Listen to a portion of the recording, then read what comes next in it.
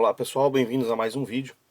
Nesse vídeo eu vou demonstrar uma aplicação bastante simples, mas ao mesmo tempo muito interessante, da lei de Ampère do eletromagnetismo. A aplicação é o fio que transporta corrente. Então vamos ver o problema físico qual é. Então lá do eletromagnetismo nós sabemos que um fio que transporta corrente, vou exagerar aqui as dimensões do fio, só para a gente poder entender o que ocorre no interior do fio, porque nesse contexto vai ser importante. Então geralmente os fios têm formato cilíndrico, digamos que a base do cilindro, ou o raio do fio, seja de raio R. E esse fio transporta uma corrente I, que vamos supor que ela está orientada para cima, nesse problema. Então tem uma corrente I. Lá do eletromagnetismo nós sabemos que todo fio que transporta corrente, ou sempre que nós temos, de modo mais geral ainda, sempre que nós temos cargas em movimento, nós vamos ter necessariamente um campo magnético associado. E aqui é justamente o caso, né? Nós temos cargas em movimento, fluindo aí através da área da seção reta do fio, e vamos ter um campo magnético associado a essa corrente. Para determinar o sentido e a direção do campo magnético, deve-se usar a regra da mão direita. Então, a gente aponta o polegar na direção da corrente e os dedos vão indicar a direção do campo magnético. Então, nesse caso, os dedos estão apontando no sentido anti-horário, portanto, o campo magnético sai desse lado, ele descreve arcos em torno do fio em 3 dimensões e, portanto, ele entra desse lado. Esse é o campo magnético. Se a gente pudesse olhar de cima o fio, a gente ia ver a área da seção reta, a corrente saindo do fio, a corrente I saindo do fio, e de novo, né, pela regra da mão direita, o polegar aponta na direção da corrente e os dedos indicam a direção das linhas de campo magnético. Então, nesse caso, as linhas de campo seriam circulares em torno do anel. O campo magnético apontaria no sentido anti-horário, em todos os pontos. Tá certo? Então, esse seria o problema físico. Só que a gente gostaria, além de determinar a direção e o sentido, né, do campo magnético, ou das linhas de campo magnético, a gente gostaria também de saber o módulo do campo magnético. E aí é que entra a lei de Ampère. A lei de Ampère diz que a integral fechada do campo magnético ao longo de um caminho, que é dl, né, um elemento de caminho, isso tem que ser igual a uma constante vezes a corrente interna a este caminho. Então nós vamos proceder para calcular o módulo do campo magnético em 3 situações: dentro do fio, na superfície do fio e fora do fio. Então a primeira situação que a gente vai considerar é para uma distância rzinho qualquer menor do que rzão, onde rzão é o raio do fio. Pois bem, para fazer essa integral de caminho, a gente precisa definir um caminho, obviamente. Então, eu vou desenhar novamente o fio, visto de cima. O fio visto de cima. A corrente estaria saindo, né, do plano do papel. Corrente I. E a gente tem que definir então um caminho um caminho de integração dentro do fio. Então vou definir um caminho circular, porque eu já sei a simetria das linhas de campo. É uma simetria circular. Então na física é sempre bom a gente obedecer a simetria das coisas. Eu já sei que o campo magnético aponta em todos os pontos, ele é tangente às linhas, essas linhas circulares, esse caminho circular. Então eu vou escolher um caminho de integração no sentido anti-horário, de maneira que o vetor dl da integral aponte também paralelo ao campo em todos os pontos. Para quando eu resolver esse problema, esse produto escalar, vai aparecer o módulo de B, o módulo de dl e o cosseno do ângulo entre B e dl, né? Porque essa é a definição de campo magnético. Então, continuando aqui, eu vou chegar na seguinte expressão. Quando eu fizer essa integral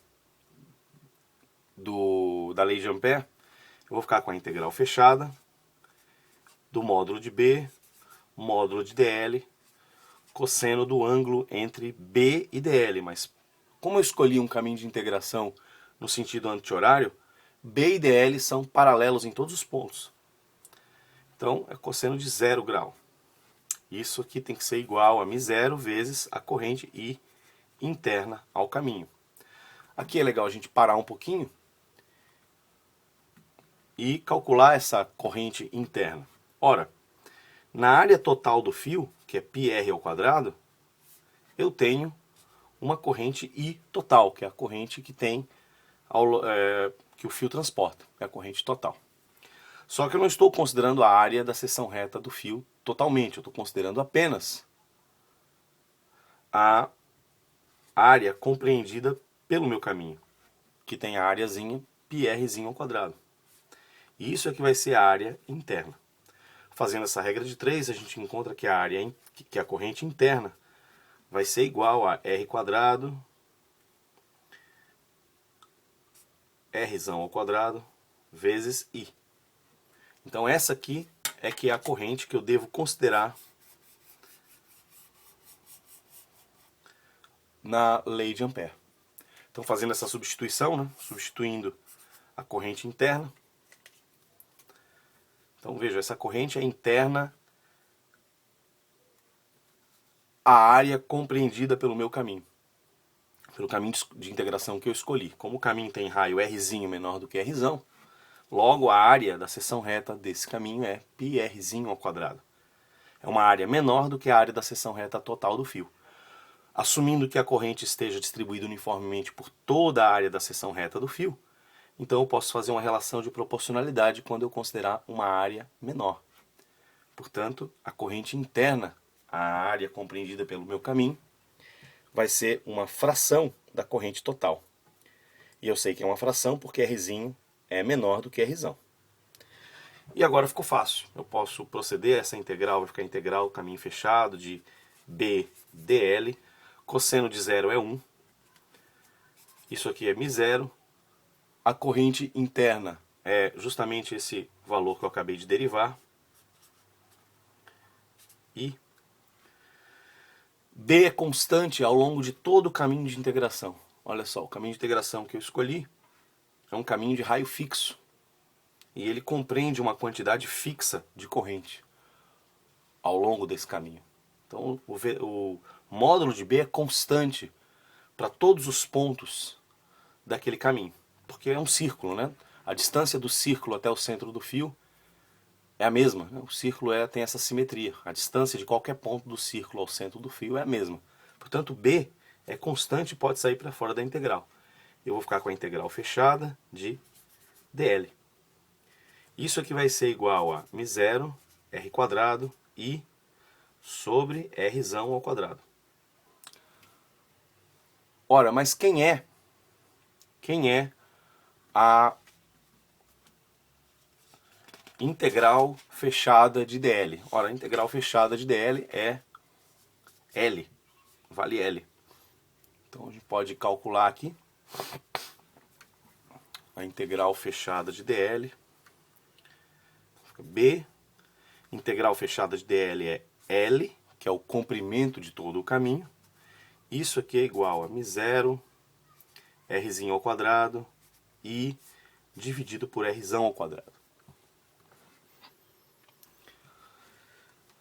B, L é o comprimento de todo o caminho.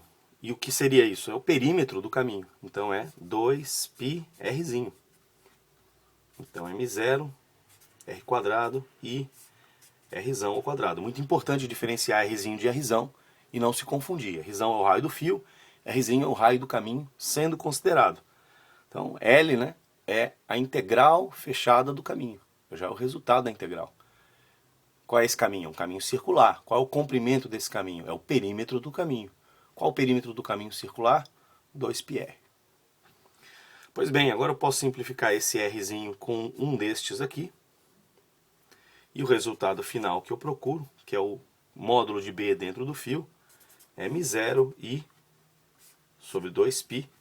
Isso tudo R quadrado ainda, né? Isso tudo aqui são constantes. μ0 é uma constante da natureza. I é a corrente, que não varia ao longo do problema. 2π são constantes. R é o raio do fio, que também não varia. E isso multiplicado por R. Portanto, a gente encontra que o módulo do campo magnético dentro do fio, ou seja, para Rzinho menor do que Rzão, é proporcional a R, ou aumenta de maneira linear com R. Aumenta linearmente com R.